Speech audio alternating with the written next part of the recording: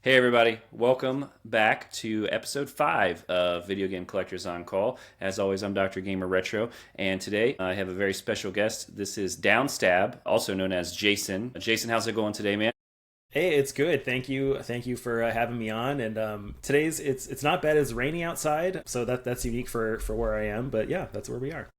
And where you are is... Yes. I am in lovely California, so up near the Bay Area by San Francisco. It doesn't usually rain around here, but the past few days since recording this, it has been quite rainy. They had a tornado, right? That was crazy. Yeah. Like the first time in... Yeah, I think it was the first time ever they had to use the tornado warning in the Bay Area. I did not get that. I was too far south, but my coworkers in San Francisco, they did get that. Do they have sirens, or what? Or is just the television comes on? I don't think there was sirens, but like you get that really loud buzz on your phone, so everyone kind of got those. But I did not this time. I've get them for like flood warnings and stuff. So Jason and I we know each other from college, and we're both from the Midwest area, so we're very well aware of tornado sirens. Yes, so yeah, for those that's of you true. that are not aware of those, basically big sirens that go off when there's a tornado, kind of like you see in the movies. So let's go ahead and get started. So the first question I always like to ask everyone is about their name. So Yes. your name, Downstab. What is that? Where does that come from? Where are the origins? So Downstab, yeah, that is kind of my like collection. So if you're looking for me anywhere, it's always downstab.com. You can check there.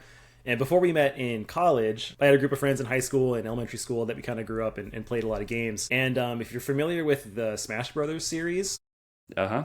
Link has a certain move. His actual down thrust attack is called the downward stab, which is actually also in Zelda 2. One of my favorite games is called the down stab, and that's where it came from. We actually decided if we ever made a website, my like high school friends and I, for video games, things like that, it would be called Downstab. And high school friends kind of drift apart. We're still cool friends like that. We don't really chat that much, but I'm the only one that fulfilled that website dream, and there it is. It is Downstab. That's where it came from. Did other people have other names related to Smash Brothers as well?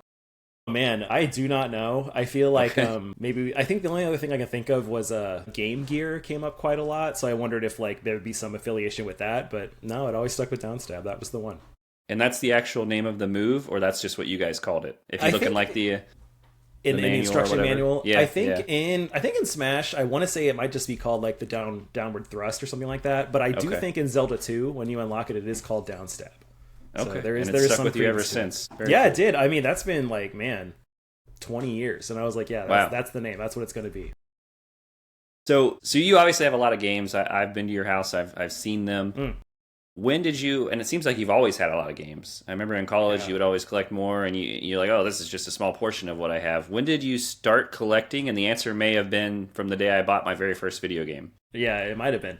Man, from thinking back then to college when I said this is just a small collection, it's just funny how much that was true, but it's still a complete lie at the same This time. this guy has things in boxes, like just in It's true. closets everywhere. Yeah. Yeah, that closet, where it is, that white closet is full of quite literally boxes. I'll get up later and show you of just video games. But yeah, when did I start? It was kind of when I bought my first game, like I would say that was the case. But I think because I grew up with two brothers, I'm the youngest of three, and we all kind of played video games.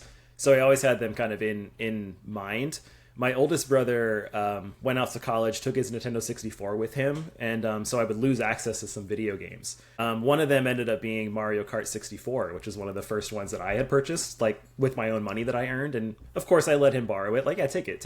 What am I going to do without it, or without your? But I think from then I was like, it was kind of cool to have something that was my own. Like this was my game and not his.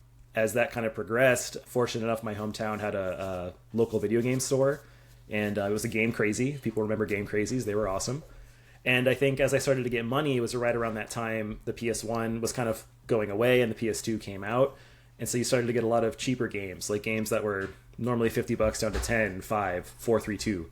So it was nice to get that collection going, and it kind of started around then. So that's late 90s. We don't see never those ended. prices much anymore. The See, cheap- it's funny. Yeah, you're totally right. Like, I mean, like on my blog and stuff, I kind of mentioned there's a magic price for me. It's like the price range that you're like, whatever it is, if it's below this, I'll buy it. If it's complete garbage, and for me, that's like about $5. So if something is $5, I'll take a chance on anything and see what it's like.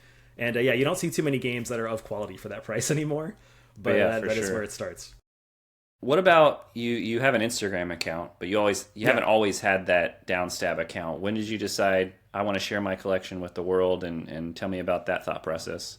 Got it. Yeah, getting into stuff. So my middle brother, who was also into games too, fortunate enough that he got into the game industry in some sense. He used to work for Machinima, and when we were in college, when we were in college, I was able to work with him to do some like reviews, written reviews, things like that. So I think from there I realized I liked having an outlet to talk, chat, things like games. After college, I realized that was kind of over, so I wanted to do something on my own. So I made the blog. A few years later, I made an Instagram to start sharing my game collection. Started to try to reach out to people to just be like, hey, this is what I do. Like, I love your collection. Like, what are your stories? Things like that. I think from there, I'm to the point now where I love collecting games, love playing them, but it's really the story of the collection that is kind of fun. Like, how did I get this game? It was from this person, or I bought it here. It reminds me of this trip, things like that. And that's kind of where collecting has brought me now. And what year did you start the Instagram account? Do you recall? Like 2019, I can't remember. COVID time? You were like, nothing to do during COVID. Let's post some video games. Okay. I think it might have been before then. I'm not sure. It started off, I didn't know what to do, and then I've kind of gotten into my groove now of I just do Monday through Friday posts now, but it's one game from the collection. I try to give my little story for that, and then see if I can connect with anyone from the community. How do you choose which game? Is it just random? You reach into one of those mini boxes in your closet and pull one out and... Usually what I do is I have, here at my house with my wife, we have what I call the Instagram table. So it's the table that I've taken all my photos on. So I need to use that to keep consistency. But usually I get a big stack. Actually, you can't see it, but over here I have a small shelving unit. And all the new games I bought that I think are worthwhile, I have them there all to take photos later. So I take a big chunk of them, a couple hundred at a time if I have to. And then I'll just sift through and be like, yeah, this game is good. Or if I see recently, I think I did many of the... Jack and Daxter games, so I try to do like all 5 in a row, so it kind of has a theme for the week. Just have fun. No real rhyme or reason. And how many games do you have in your collection right now? I'd have to look to get for sure, but I do know I reached a new milestone. It's over 4,000. Over 4,000. Over 4,000. I know, wow. It's over 4,000. And that took a long time. I think when I got like my first 1,000, I was like, wow, this is crazy. And then like 2 and 3 came really quick because like I was buying a lot of stuff in college or post college. Games were really cheap back then. And then the last 1,000 took like 7 years. Like it was a long time to get that many. But it's been fun the entire time. Now I only know this because I know you personally, but what do you have against cartridges? So the reason I ask him that is because he only collects discs. So Sega CD, Sega Saturn, PlayStation 2, anything that's a disc, he has it. But if it's a console, the man won't touch it. That's true. Why did I do that? So there's 2 reasons, and I have one that is a good reason I would give anyone that's starting to think about collecting. You have to have your collection start and stop somewhere. So I think for me, like when I started collecting, I got around N64, PS1, things like that. I kind of decided I wasn't going to go below that. So SNES, NES, Atari, all those things, they still resonate with me. I love those games and those systems, but I have to say I'm going to stop somewhere. So I tend to not go before that. I make some exceptions, like I do like Game Boy, I do like, I think technically Sega Saturn came out first, so I still collect Saturn, but I try not to do anything before that, which tends to be cartridges. And then your second part of that, cartridges are a bit easier to make reproductions and fakes for, and I don't want to buy fakes for sure, so I just kind of say, no, I'm not going to do that. That's just where I was, and just kind of follow that mantra. Do you only buy complete in-box games then, or are you buying loose discs? Things like that. Good and question. Then trying to complete, and then try them as well. Got it. I call that Frankensteining. I try not to Frankenstein my collection as much as I can. I do prefer to buy complete. I do not prefer to buy new. I think new is silly. Like you're paying extra. Unless the game is like brand new and I'm like, yeah, of course I'm going to buy this to play. You mean like maybe a Nintendo 64 game that's sealed and everything? Yeah, sealed. Okay. That's a good way to put it. I try not to do that. But no, I'll buy loose. I think I love my collection and collecting is fun, but I also want to play those games. So I try to buy games that I at least have some passing interest in, which my friends and my wife are like, you're never going to play all these, which is very true. But like all of those Wii games behind me, all those Switch games, like I have an interest in them. It's not just like a random NFL title or some like Just Dance that I'm never going to play. They're games that I at least have something to have interest in. So if you like Just Dance and you're watching this, we apologize. It's a great game. Yeah, no, there's Just Dances in there. Like I'm sure all the Wii, I have all the first 4. Actually, I think they're right next to my head. I think it's those right there. Okay. But I do collect loose too. I try to avoid it if I can. But if there's a game that's cheap, I'm gonna buy it. Okay. So again, with you having so many games, how do you display those, or how have you chosen which ones are stuck in boxes, or are this just because you moved and you haven't had time to put them up yet, or tell me about how you display things? It's a good point. A good question too. We did just move, so we have a new place, and our new place is bigger. I was able to actually finagle. You can't see it in this room, but in our living room, we have 4 more of those Billy bookcases, and it's all just PlayStation, like PS1 through 5. They're all lined up there. I try to display what I would want to display everything, but it's tough. Space wise, I can't really do that. So in the boxes that you don't see, I have games that I'm probably not going to play a lot of. I know you're gonna hate this, but I don't play a lot of Xbox. So I have a big Xbox collection, Xbox 360, but it's in boxes. I don't play much Xbox or collect much Xbox. I'm looking at my shelf right now. I have 7 Xbox games on that shelf right now. Okay. So, I feel like Xbox 360 was huge in college, and Sure. it was bigger than PS3. So I had tons of Xbox 360, but I just don't play it. So that sits in boxes and other stuff like that. I would say current gen with Xbox One, I do play a lot of that. But in terms of Xbox or Xbox 360, not really. Mm-hmm. PS2 is about as new as I get. So for the things that I've been trying to play. For the retro games. Exactly. So are they alphabetical or? Yes, they're alphabetical. Okay. I try to as much as I can. If they're in a box, they're probably just randomly in there. But the Wii behind me, all PlayStation, I have it all alphabetical. So if I named a random game and you'd be like, oh, I can find that, or maybe not. Okay. If it was for something I have displayed, for sure. Okay. And I would probably know I have it, and then I would be like, yeah, it's right here. So you mentioned earlier you have a lot of games. It's just hard to get to all of them to play them. What percentage of the games you have would you say you played? I don't know. 1%? No, wow. No, more than that. No, I would say probably like, if we're talking about like played to completion, probably like 10%. I don't complete a lot of games, but if we're just talking about played it, have tried 30 to 40%, I'd say pretty easy.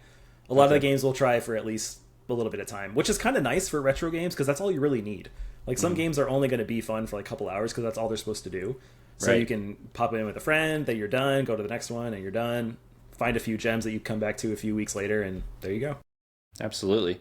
So when you look for new games, we were talking about your $5 rule. Where do you go to buy these games? Local game stores? Do you use eBay? Do you check Facebook Marketplace?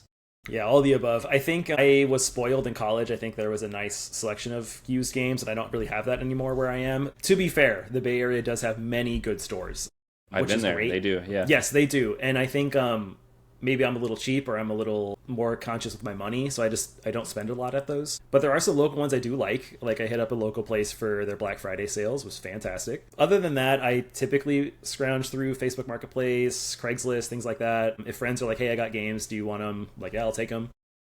Whoa, hold on. Who are your friends that are just giving away games? I mean, sometimes coworkers or things like that would be like, my son no longer plays this, and they give it to you. It's nothing. Okay. It's nothing of substance. But that is actually how I got my Vita. A coworker was just like, I don't need this Vita anymore. Do you want it? I'm like, oh sure. I'm thinking that she would like ask for a price. She just gave it to me, and I'm like, okay. So that's crazy. Yeah, it was nice. I never have any luck on Facebook Marketplace or yard sales or things like that. You see videos of people online like, oh, I found little Samson at a garage sale for $5. Never happened. Complete lie. Yeah, I think I get. I mean, do I get lucky? I feel like maybe. I think if you keep going with it and keep trying, you'll eventually get someone that'll get you a good deal, or you'll finally find something. If I'm taking like the moral high ground, I don't like when people like scam those people. Like if someone has Little Samson, let's say it's that. I don't know how much is that. $600? It's like hella expensive. It's like $1,000 maybe, yeah. Yeah, I saw there a you go. complete box for $3,000. So yeah, and if someone's selling that, like, oh, I got this game I never wanted or never used, and they're for like $20, like I would feel morally guilty if I bought that from that person. So I try to offer a fair deal, but I think that being said, I'm just not fast enough for some of those people that snipe really quick, and they snap a lot of those up. You are a kind soul. I will admit I have sometimes told people like, hey, by the way, their game you're selling for $20 costs like $300. Like, don't take it too cheap. Well, you mentioned that. So is that a strict rule, the $5 rule you talked about? So you won't buy a game over $5, or is it just kind of like a guideline? No, that's a whatever. So I think if the game is like 5 or under, I'm like, I don't care. Like, I'll take it. It doesn't matter how good or whatnot. But I routinely buy games 10, 20, 30, $40. Yeah. Okay. So when you're looking at games and seeing if you're getting a good deal, what are you using to determine that? See if I'm getting a good deal. So I like to peruse eBay for like used game sales for sure. Also, I like to look at my own budget. Highly recommend if someone is getting into collecting, have a budget and be like, how much should I spend this week? How much should I spend this week? And just be within that. But usually it's eBay, or I'll occasionally use price charting. That's a little funky, and that's eBay anyways. So it kind of pulls the same data. Yeah. You gotta filter that for sure. Not really. Like, I'll only ever sell extras that I happen to pick up. So if I do, I'll do that. Also, if people are like, hey, I don't want these games, but if I already have them, I'm like, do you want me to sell them for you? And I'll try to do that. But just a random game, not really. I get tempted sometimes when they shoot up in price for no apparent reason. So a story for that. Randomly, I have a sealed copy of Twilight Princess for the GameCube, and it went up for some reason to like $500 for no apparent reason.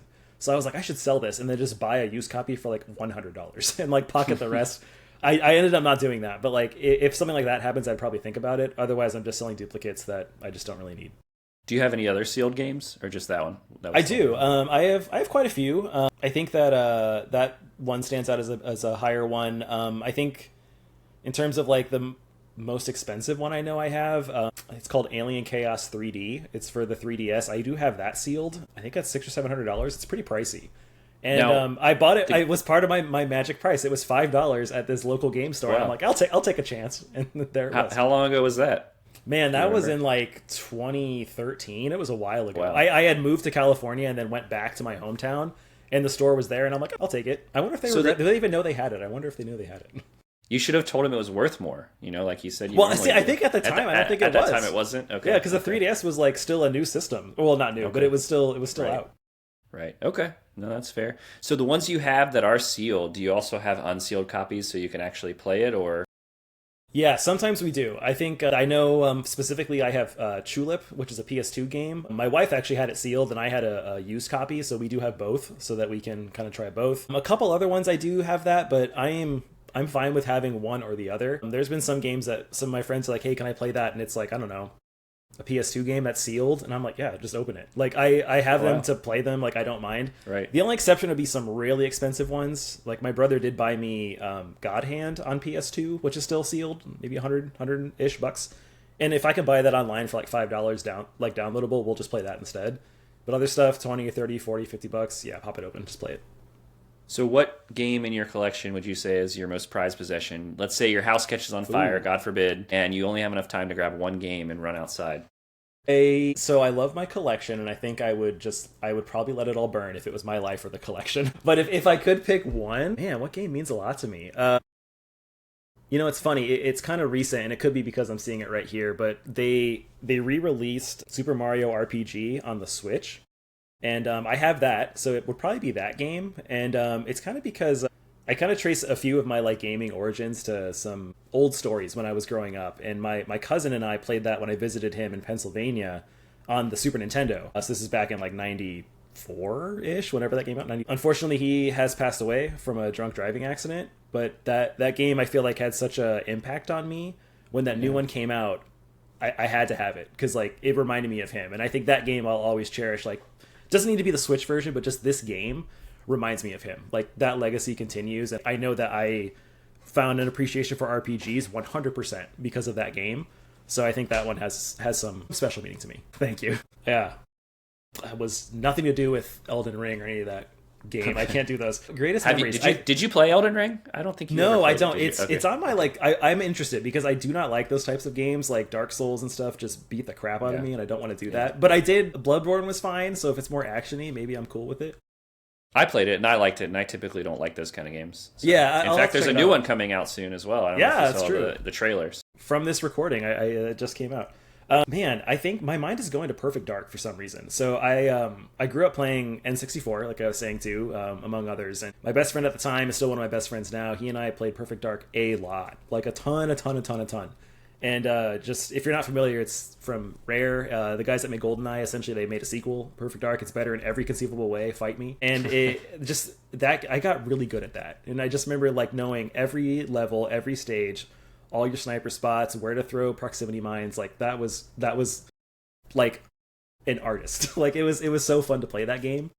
Are we So going to have to that play is- Perfect Dark against each other sometime? We should. I mean, We should. We should I totally feel like, play. yeah.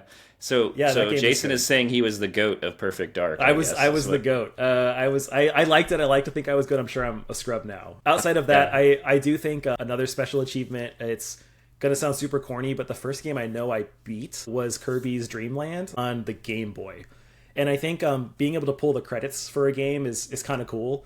So I think as a kid, I was like, I think my mom got that with Kool-Aid points. If you remember those, so like we No, I don't drank enough. remember We drank Kool-Aid enough. points. Like No. if you drink Kool-Aid, there'd be like points on the package, and you would send them in and get like free stuff. So she was a babysitter, so we'd get like 80 points a week, and I think that game was like 460 points, so we got that. Do you have diabetes now, Jason? Just a little bit. No, we don't. But anyways, beating Kirby stands out because it was the first game that I realized you could have an ending, and that led to me like really liking Mega Man and beating Mega Man games, beating Mario games, beating Donkey Kong, like all these things from there. Yeah, I think so often I play a game and I don't beat it, but I still enjoy it. But maybe it just was too difficult or something like that. But it's nice to really get to the end of a game and see the ending and make it to the end point. Is there anything in your collection, or not in your collection currently, that you're looking for, something that you're actively hunting for and want a good deal on? Actively hunting for. Well, my collection started when I knew I was going to collect was because I wanted every Dreamcast game. And I don't think you can see them. They're probably behind this litter box behind me. But I still am missing like 40 or 50 American released Dreamcast. So I'm always on the lookout for the rest of those guys. But in terms of like singular games that I'm looking for, man, I don't even know what I would say to this one. There's always something that I'm trying to find, but I can't really place what I specifically want. No, I don't know. Are I any have of to think about it. any of your systems completed? For No, any console? no. Okay. I don't think so. The closest one is honestly probably still Dreamcast, and then I feel like I have a boatload of PS1 games that I bet I'm off by a lot. But yeah, it's probably none of them are complete. Will I ever get complete? I don't think so. Well, Jason, you're in luck because I have those 40 Dreamcast. No, I'm just kidding. That's yeah. So yeah, not looking. You are looking to complete, but you're probably a little ways off from doing. Yeah, some there's some that I have like. I've like put aside like I'll never have that game because it's just way too expensive. Actually, one of the ones that you recently posted about was Futurama for PS2. Huh? I'm streaming that right now. Watch me on Twitch or YouTube. There it is. I do have Futurama. The game is not good, so you're in for an okay time. I liked it. I've liked it so far. Just keep going. Okay. It gets repetitive. But I had like reserved myself that I'll never have this game because it's too expensive, and then suddenly someone had it for like part of a deal for like $200 with other games, and I was like, wow, I finally have this game with like NASCAR '98 and actually I think there was NASCAR titles. Yeah. You're not even kidding. So like never say never, but I think there's a lot of Dreamcast games that are super expensive, a lot of PS1 games that are just way expensive that I'm just like I'll never play this, especially Sega Saturn. If you can see this one right there, tons of games I want for that. Tons and tons and tons, but they're hundreds of dollars. Like all the Shining Force games. Every Sega Saturn game I think is over $100. I think I only have 1, 2, 3. I only have 5 Sega Saturn games. Oh, I'm curious which ones you have. I have. Let's see. I have Panzer Dragoon 1 and 2. Okay. I have Brain Dead 13. Oh, there you go. I have Earthworm Jim 2. Yeah, you'll enjoy that one. Yeah, and what is this last one? Hold on.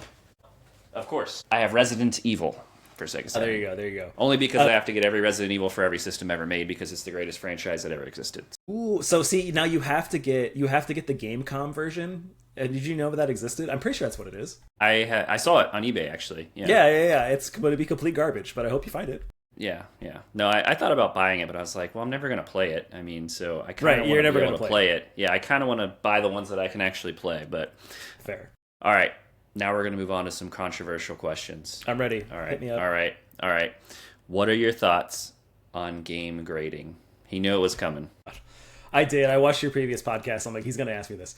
I'm a proponent of people enjoying what they like to do. So if someone likes game grading and they like to have that, more power to you. Like, go right ahead. I think it's personally a little silly. I don't think that people need to do that, but that's just how I collect and not how you collect. Not the general you, not you. Yeah. So it's fine. I just think it's not my cup of tea. It's a lot of expense for no reason, in my opinion. That's fair. I see it as some of these more expensive games we talked about earlier. People are able to make fakes and do reproductions and stuff. Yeah. And I don't know if I'm too naive to be trusting some of the game grading companies, but for me, that's a way for me to say, okay, this is real and it's worth the money I'm paying. Whereas if someone just has it, like a sealed game that's not actually been graded, then how do I know for sure that's real? I would never purchase a like cartridge, Super Mario Brothers 3, just the cartridge in a glass case that's been graded. I think that's silly. But I think there are certain times when it's okay. But no, I agree with you. Games are meant to be played. Hands down. I agree, but like I would push that even further, because like, who are these people grading them? Like, what is their standard? I know they have a standard, but like, why do I need to subscribe to what you state, and why is that the case? Like, I think that it's silly, and then that's even to rule out all the scandals with like auction houses and like the issues that they bring up too with these people that work at these grading places. But I see what you're saying. I get it, and you want to get an authentic thing. I don't know if maybe what it is I'm not at the point where I feel convinced that this system is accurate and truthful and like trustworthy, and I just need to be convinced. I just don't have enough confidence in myself either to look at a game and determine when it's not, reproduction. And when I first started collecting, I didn't even know reproductions were a thing. Yeah.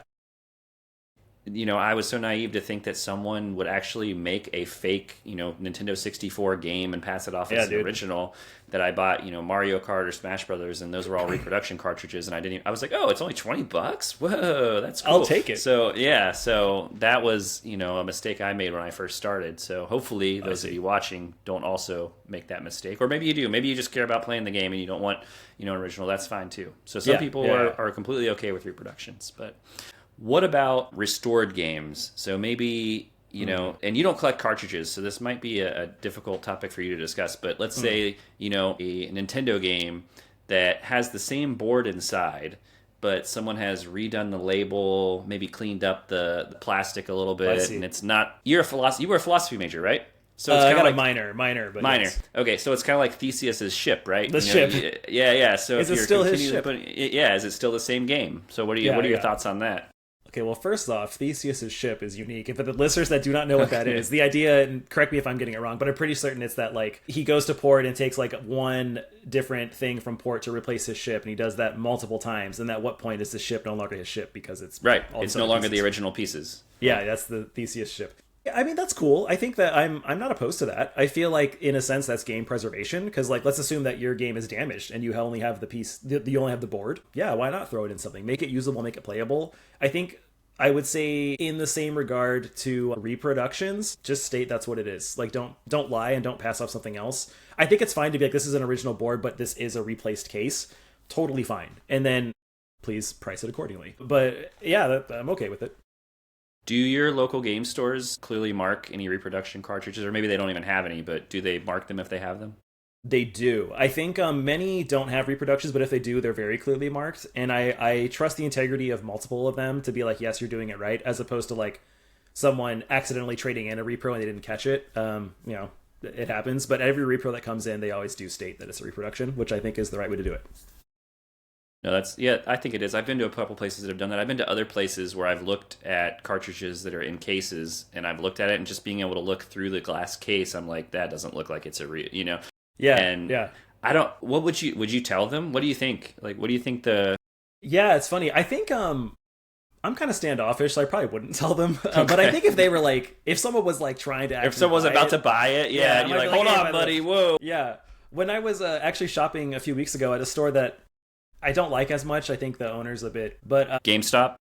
No, we could talk about GameStop later. But the person behind the counter was talking to the other employee, and someone had apparently traded in a Pokemon Green for like the Game Boy, which is, not real. Like, it's not, well, in America, it's not a real game in America, but it was the repro cart that they made. I guess it's not even a repro. That's like a straight up just fake cart. But like anyways, they traded in, like, it's like a bootleg.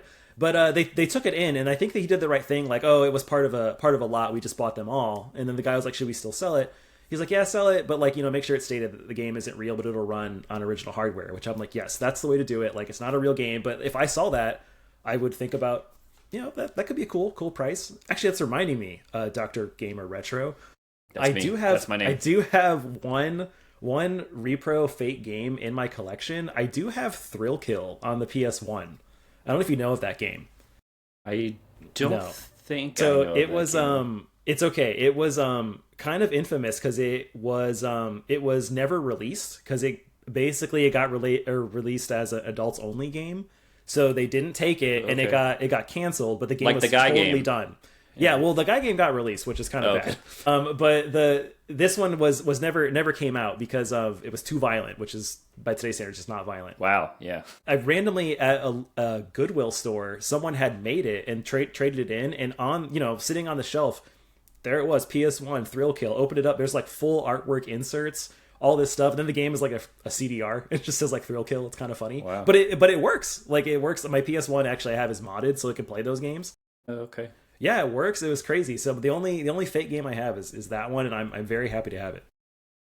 You mentioned GameStop earlier, and someone alerted me to a fact that I wasn't aware of, but maybe you know, that people have been making reproduction carts of the Pokemon games, like Red and Yellow, and selling them to GameStop, but then they are selling them as originals. So they're not actually doing a good job of kind of teasing out what's real and what's not when it comes in. So I'm not sure if you had heard that.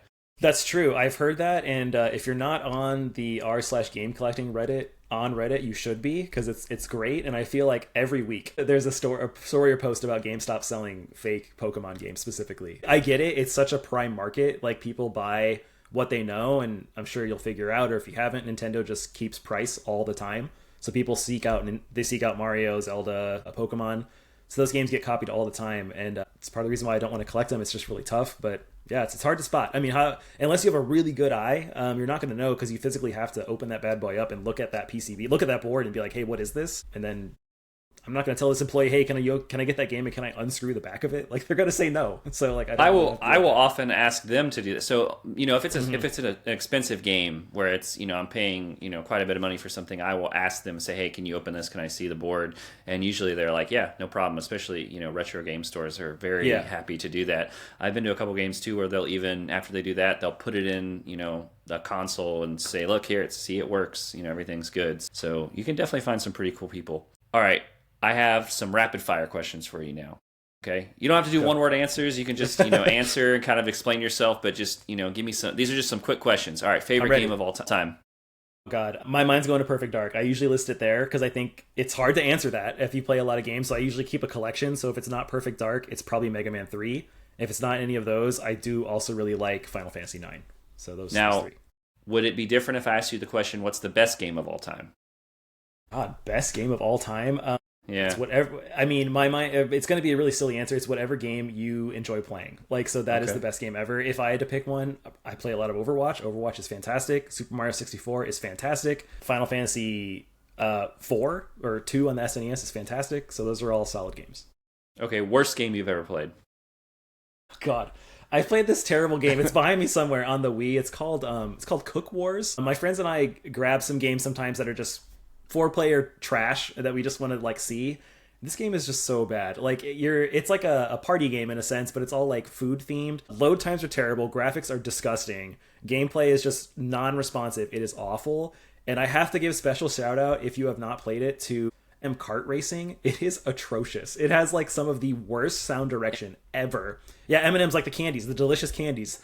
For a second, I was picturing Dr. Dre and Snoop Dogg driving around in carts. And I wish it would be that instead, because this one is the M&M candies instead, and like the sound is so bad. They like did not balance it, so like in a kart game when you like turn the corner, your car might like screech or something because you're turning. Like, but they do that for but imagine that for every little movement. So it's constantly the whole time. It is a nightmare, and we still reference how it was so awful. Okay, favorite console.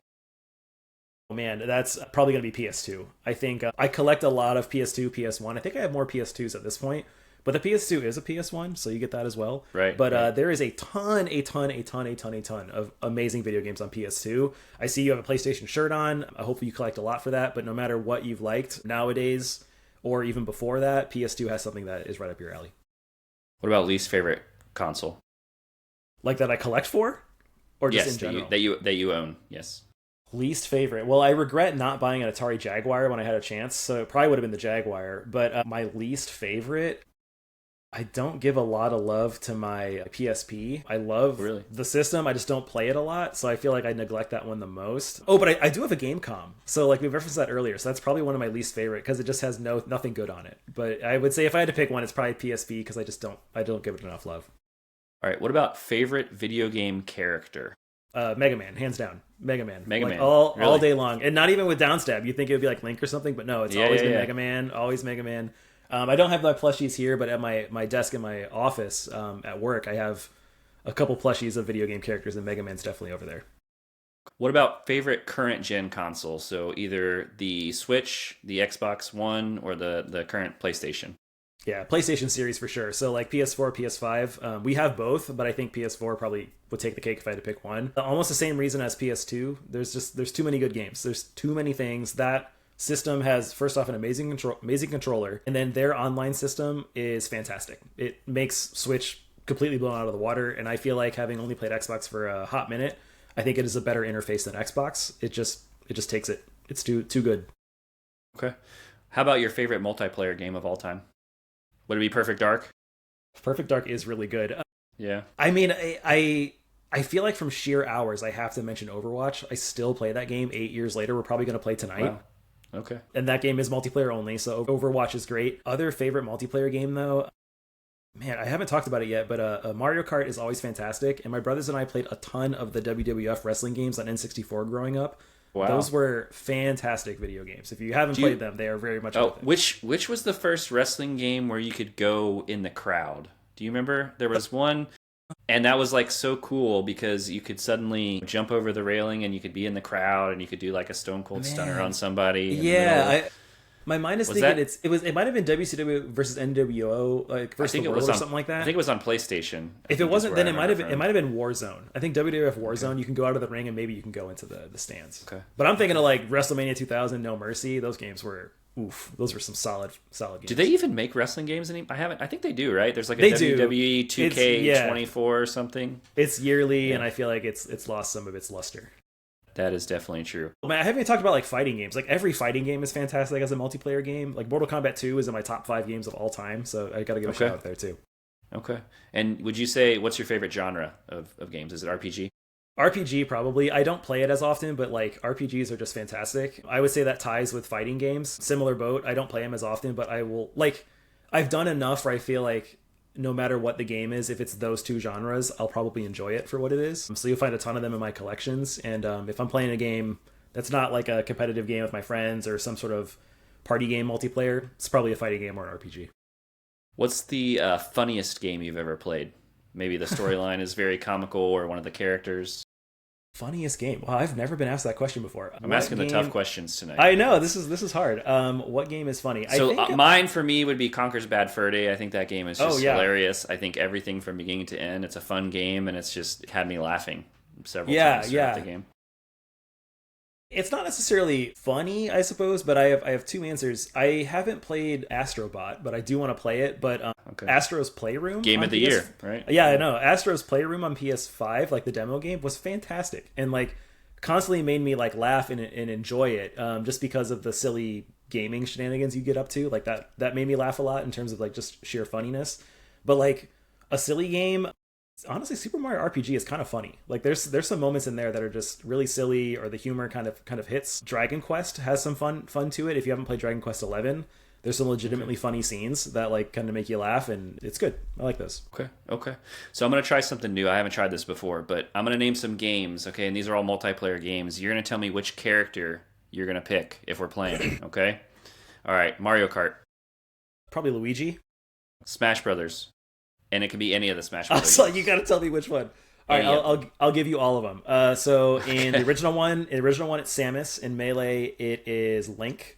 In Brawl, it's also Link. In 4 for like Wii U, it is Ike. And then in All Stars, it's probably also Ike, but it might actually go back to Samus. So wow, someone different on pretty much every version. Yeah. So for me, it's Kirby all the way. You know, I'm just Kirby all the way. Straight Kirby. You know, you control people, suck them up, and just run off the stage. Absolutely. How about GoldenEye? And not Oddjob. Yeah, GoldenEye. It's probably Pierce Brosnan's James Bond. I usually just pick James. Okay. All right. I think that's enough of those rapid questions. But you did great. You did great. Thank you. So you also used to stream a little bit, or maybe you're thinking about doing it again. So tell me about that. I am. This is great. I actually just on Facebook Marketplace I found a little Stream Deck. This little guy right here that you can like tap buttons and it does like it runs little macros for you. I just bought that today. So I want to get back into it. I did a project last year where I streamed a new old game I haven't played before every Wednesday, starting for PlayStation 1 and PS2. It's like letter A through letter Z, like once a week. I don't recommend because it took a lot of time and it was tough. Yeah. But I do plan on streaming again, and it's probably going to be a similar idea, just maybe not as often. But I want to get through a lot of older games. It was just fun to see new ones. I had never played Legend of Legaia, which is one of the bigger non-Final Fantasy PS1 RPGs. It was amazing. It was super fun to play that. I had never played Silent Hill 2 until that past year, and that was an amazing game. So it was really fun to finally give yourself an excuse to just play and enjoy, and then. You were there a couple times on stream. My other friends were on stream. We just talked and chatted and went through it. It was great. That would probably be difficult to do with something like Dreamcast or Sega Saturn, right? The whole alphabet thing. You might have to do. I got a lot of games, sir, so I probably could. But I tried to do it where I had never played it before, and I've played a lot of Dreamcast, so maybe not. I just don't think there's enough to do A through Z. I don't think there's, some letters might be missing in Dreamcast. Is there an X on Dreamcast? Is there an X? That's a good question. I'm not sure. Yeah. There's like expendable or something. I could get creative and use that. Yeah, no, that doesn't count. Actually, I found out when I was doing the PS1, PS2 stream, I found out when I got to like U for PS1 that I was like, oh shoot, I do not have a game that starts with Z. So I had to like find it. I ended up I had to buy it on eBay, but it was a game I wanted. I bought Zero Divide. It's a PS1 fighting game. But I was like, oh shit, like I'm going to get to this point where I don't have this final game.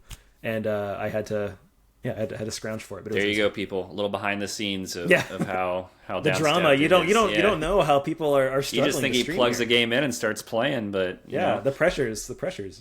Is there anything else you want people to know about you, your collection, anything we didn't touch on, or any sort of thing?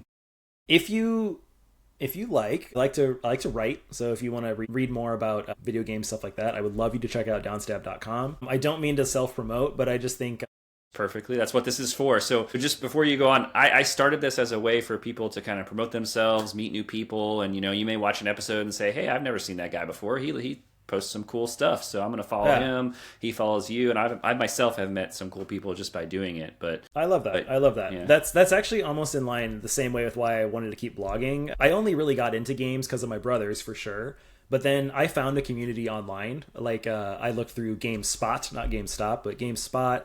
Eventually, like IGN, things like that, and I learned about games. I had Nintendo Power when I was growing up and reading those, so I was able to kind of learn that love. So I made my blog kind of as a way to reach out to my younger self to be like, here's exactly what you wanted when you were growing up that didn't exist. Here's a blog that's talking about those types of games that you like, that's talking about collecting, stuff like that. So yeah, if you like that, I encourage you to check there.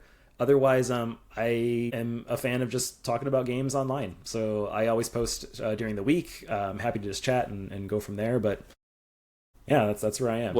What advice would you give to people who are just starting their journey into video game collecting? Maybe something you wish you would have known when you started 20 years ago? And yes. Oh man, that's hard. They're like, you want to buy everything, and you're gonna always look back at the ones that you didn't buy and been like, man, I should have bought that. But like, don't worry, that will always be the case. There are always games that you did buy that you will not think, oh, I'm glad I didn't buy that, or I'm glad I did buy that. Like, just get what you can, have that budget, and my recommendation is start somewhere. Like, think about what you want to get. Maybe you're starting now and you're like, I really want to experience PS3 games. Start with PS3. Like, if you see Xbox 360, like, don't buy Xbox 360. You're collecting PS3. Like, focus on that. And I will always say play your video games. So I think play your games, enjoy them. It's part of the fun. We have this cool hobby where you have, in my case, literally thousands of opportunities to like experience something new every day. So do that. Like, have fun with what you're doing and enjoy it. Yeah, I think that's a very good point. I think there's so many options, coming from someone who has, something from like 12, 15 different systems floating around. But, yeah, there's a lot. Yeah, but it's important to focus on one thing, because when I first started, I was trying to collect, here, there, everywhere, and not really. I was buying lots of like 20 Super Nintendo games with some that I might not ever play or have an interest in. So, and then you mentioned earlier too about a budget too. So just keep that in mind. These games are expensive, and I don't know why. I mean, they shouldn't be as expensive as they are, and that's a whole nother hour-long topic. But I think that you have to keep track of how much you're buying, because before you know it, it adds up, and then you can't pay for groceries. It does. It does.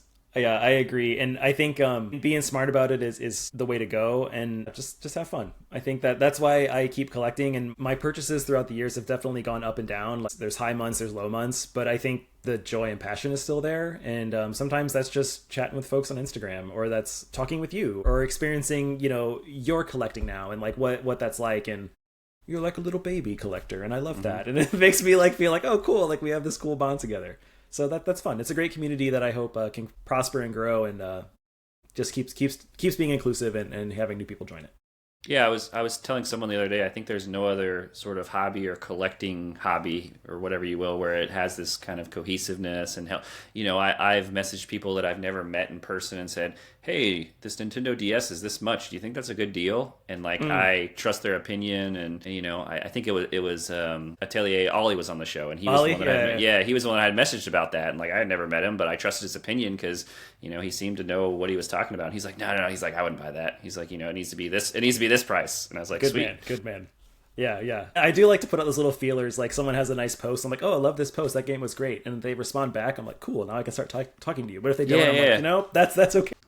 Yeah. The worst is when you comment on it and you don't get a response, and you'll get that, but that's fine. Yeah. I mean, that happens. Yeah. Totally. So the blog is, how do we access the blog? It's downstab.com. Nice and easy. You can find it all through there. And then I think on Instagram it's downstab.official or something like that. I couldn't get downstab. I know the word is official in there, but I'm not sure if it's dot or underscore. But I'll make sure to list it in the bottom in the comments, and people can follow. And then any other socials that you have? You don't have YouTube or anything? I do, and it's the easiest way is just to check on downstab.com. It all links through there. I even have a nice little feed where you can see my newest thing for each outlet, so you can find them all really quick and easy. Can we still buy you a coffee? You can. My Ko-fi is still there. It's still up there. I think so far I've made like $25. That's like 5 coffees. That's 5 coffees. Over like two years. Yeah, those prices in California are kind of expensive. Yeah. Am I going to get oat milk or not? We'll see. So, that you can do that too. Don't have to, but that would be nice. Excellent. All right. Well, I appreciate you being here, Downstab, or Jason, as I know you. But make sure you guys follow him on Instagram under Downstab. Visit his blog. Send him a message. He loves to talk about games. Make friends with him. Whatever. But again, thanks for joining me, and I'll see everybody next time on the next episode. Thanks, guys.